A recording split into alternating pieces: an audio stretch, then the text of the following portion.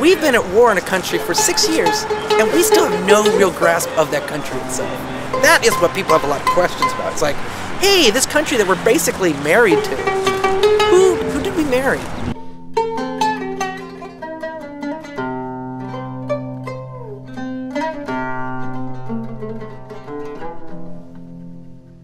This is about really enabling a certain level of conversation around the country in a very small way, really. The level of conversation within the media or the TV media hasn't been the best quality.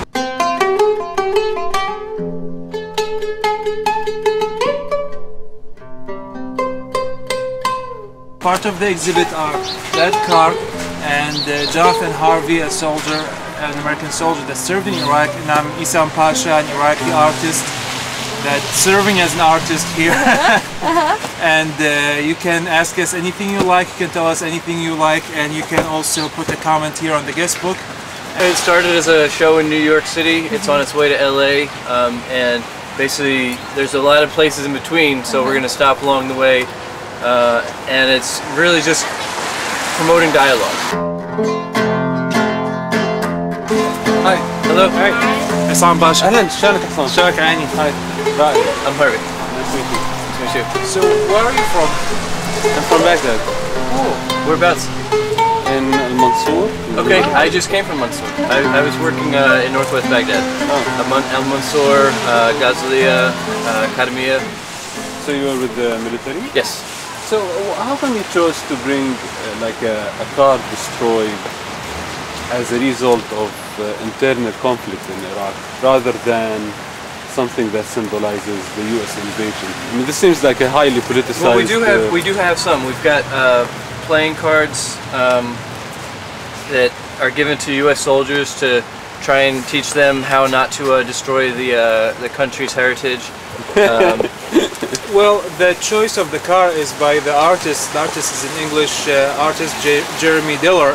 We did not choose that. It's not pro or against war. It's not protest for something. It's just conversation, enlighten people what's going on in Iraq, and also from my part, which I'm going to emphasize about, is the culture of Iraq and the history, heritage, and all I can introduce to people and answer as much as I can of their questions and inquiries about Iraq. That sounds like a great idea, guys. But you know, I do the same type of work. You know, I actually go around the U.S. with a U.S. vet.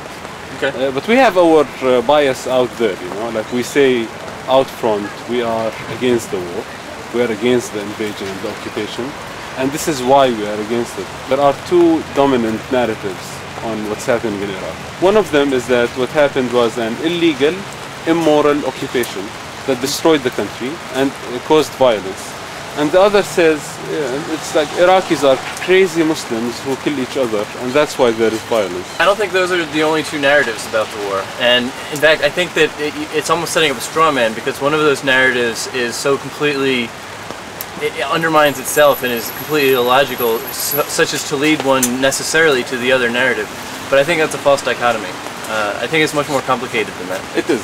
Now, the reality lies in between, right? It's not neither black nor white. But I'm saying, just by choosing to get a car that is a result of bombing that happened among Iraqis, gives one type of support. You know, like if you were standing here with an Iraqi bus bombed by a US F-16, I will just come with different assumptions than having a car, you know? I don't think this car has been bombed as a result of an internal conflict in Iraq, because we don't really have civil war in Iraq, and what's going on in there, the bombing and the troubles that's happening, not from the coalition part, it would be from the militias and the terrorist groups that entered Iraq from the outside. I would not blame the Iraqi population for any bombing going on. Nobody takes his weapon or buy those expensive explosives and bomb somebody else. So it's not really a public conflict. It's just terrorist actions from different groups, whichever they are. I love dialogue, and I like to chit-chat about the issue.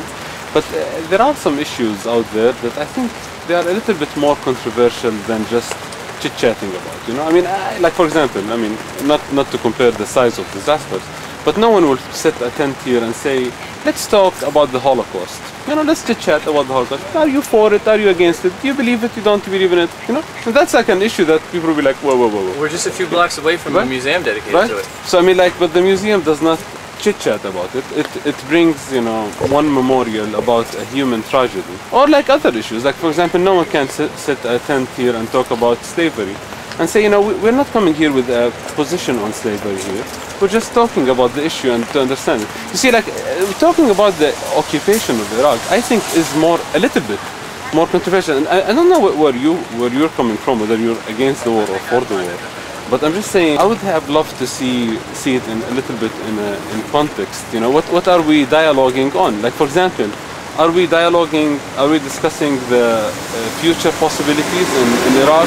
Should we stay there? Should we end the occupation?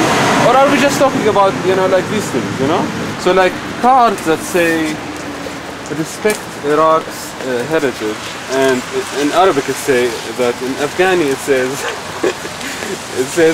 respect the Afghani heritage, in the same card, right? So it has like pictures of soldiers on it saying, use your camera to document sites, respect. Now, I mean, this is really offensive, It's really offensive to me to see these things, because the right way to respect Iraq's heritage is not to invade the country. Right. The right way is not to bomb the hell out of Iraq, The soldiers that's given to don't have the choice of whether to invade the country, because those are policy decisions. I agree. But we are not here as soldiers. We are here discussing the issue. Exactly. And for the benefit of the exhibition and for the benefit of us, that what you're saying, which I agree with you, is going to be documented and people are going to hear you. The thing is Iraq only about the war and invasion? Is Iraq only has been hurt with this invasion, or was it hurt by the Iraq-Iran war, or was it hurt by the Mongols invasion? I believe you can talk about Iraq in many different aspects and many different occasions, more than the war. Let me put things in context again. Let's say someone comes here from New Orleans while the city is flooded, right? Like people are dead in the streets, bodies are flooded, and they come here and they want to speak about Cajun food. Wouldn't people criticize them? They'll be like, are you crazy? You're coming here to speak about New Orleans heritage while you have a flood there? Go fix the flood first and then talk about the heritage.